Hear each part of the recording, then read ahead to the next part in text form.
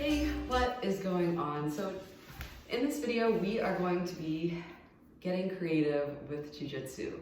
And if you're a female watching this, if you're a female beginner, we're gonna go over some very useful self-defense finishes that you can do. So let's get in it. And when you find your passion, it ignites you as a person. You just feel awesome. So first of all, if you can get in my guard. So Gary is going to get inside my guard. And it's a closed guard because my feet, let's turn, my feet are closed, right? If this were open guard, then my feet would be open. And if this was like a self-defense situation, I made a previous video that goes over some like really great techniques that you can do from this position. But basically, there are two safe places in a fight, right? Too close. So if I use my closed guard to bring Gary to me, if this is a self-defense situation, you know, maybe I want him close like this to either maybe avoid strikes, or maybe he's like trying to do something weird and this is just better because I can hold him. Or maybe you're in a situation where you want to make even more space. So now I can put my foot on his hips, and then we have our up kicks that we talked about. We have things that we can do. We can, from here, we can do a technical stand up and get up and run away.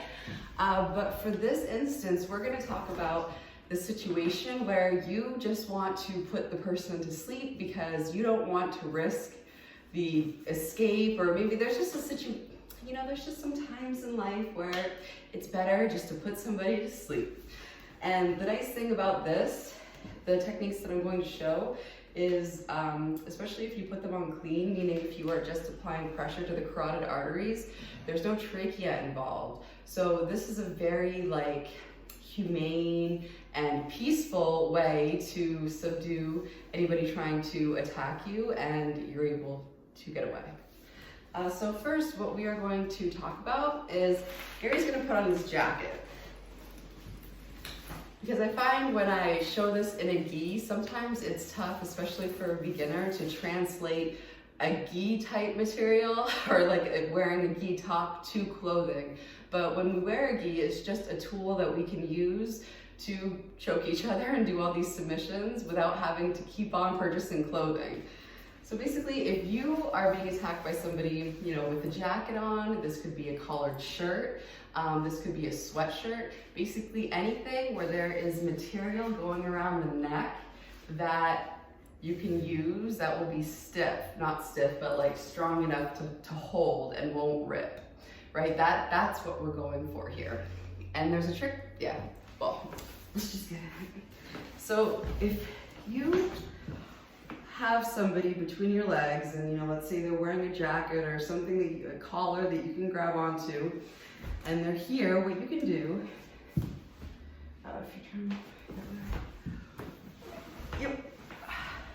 what you can do is called a collar choke from guard. So you can open up the collar area, put your hand palm up inside, and then you can take your other hand, slide it up, palm up, and then you want to get right behind the neck. And then what you do is you try to put this part of your hand inwards like that. And that causes pressure right on the carotid arteries. So again, open it up, reach back, palm up, take your other hand, palm up, reach back, flex it. And this isn't a like elbow, pulling your elbows. That's like the most common mistake that beginners make. You're not doing this. Your elbows are staying situated in the same position, and this is the motion right here. This is the magical motion. So we're here and make that motion, and then eventually they will fall asleep. The beauty of this right here, the beauty of this collar choke with the one hand going under is I never had to open my guard to create an angle to make the choke happen. This is the value of this position and of this technique, is I can put an attacker to sleep while maintaining control over his torso due to my closed guard. So if we face this way, so notice you're controlling their torso. So never do my feet come undone. So I can do this all day. And you, another self-defense tip too, is you can, while you're choking, you can put your face to your hands. That way you can protect yourself from any type of strikes. So that's super useful. In addition, like let's say they're not wearing a jacket. Let's say there's like, you know, we're on a bed and there's a sheet right here or a blanket. Any piece of material where you can get it in back of their neck and grab both sides, you can do this choke. So let's say, you know, there's a piece of blanket, you can grab it, grab one side, grab the other side, and choke. So let's do it from this angle. There's a blanket, say you're on a bed, one side, the other side, and then choke. Now in addition, if you want to take off your jacket,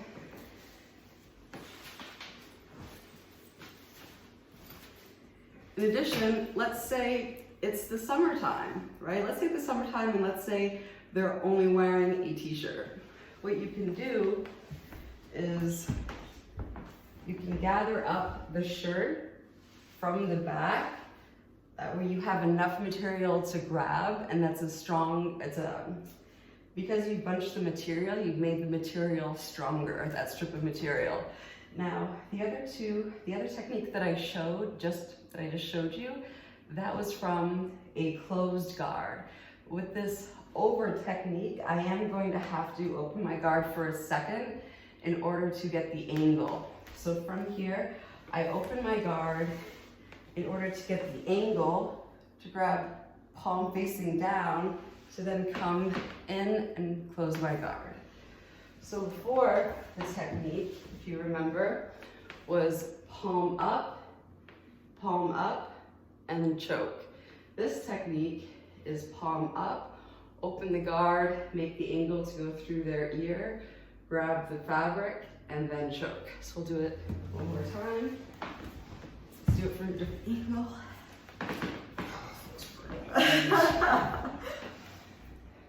All right, so gather the material. You know, you can even pretend that if you're in a situation where you're being attacked and you need to subdue your attacker, and you can like pretend that you're like helping take off the shirt, like, oh no, let me get that for you. Make the angle, grab the other piece, and then complete the choke. So that one, you can see that I opened up my guard for a second in order to make a 90-degree angle. We have hardwood floors. So you can see that I had one palm up, I made the angle, had one palm down, and then could make the choke happen that way. So in this video, we saw two techniques, one with the hand under, and that's very useful because you never have to open your guard to readjust to make your angle to make the choke happen. So if you're in a situation where they're wearing a collared shirt or a sweatshirt or, you know, the classic North Face jacket, that'll work fine, and you can do it from standing. If you're in a position where, let's say, you know, you're pressed up against the wall, you can put your, actually we could just do that too.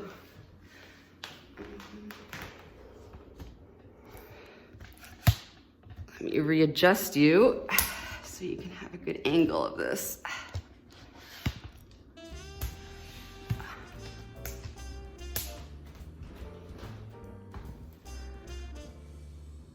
So if you have somebody standing and they have their jacket on, or anything that gives you enough material on the back of the neck,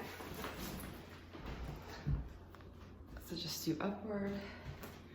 And let's say he had me pinned up against the wall, you can still do this technique. I'll make the angle this way, that way you can see. You can still put one hand in, palm up, take your other arm, You can even do the underneath, palm up, and do it this way. Maybe there's an angle and all you can do is get the palm down over the jacket.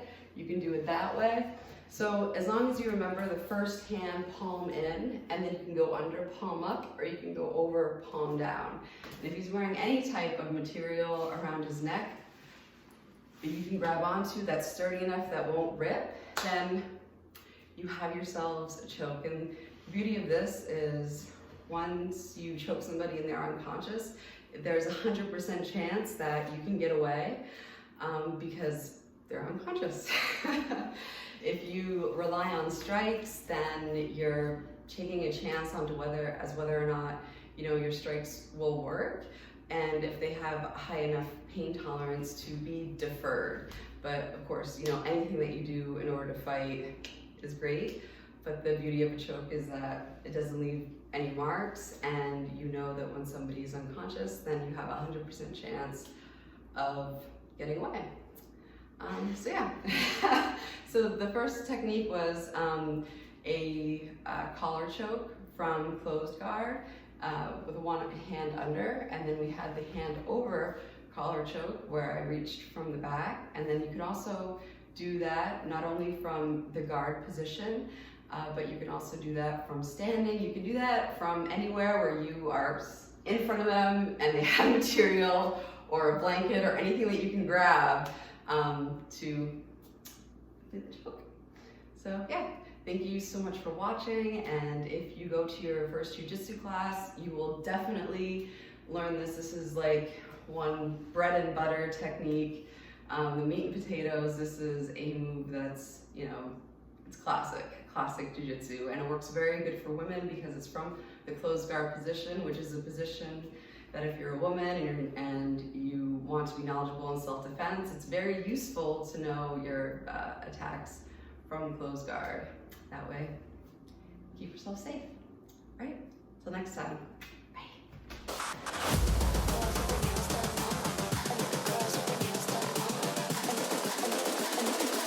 I think the girls with their nails done now.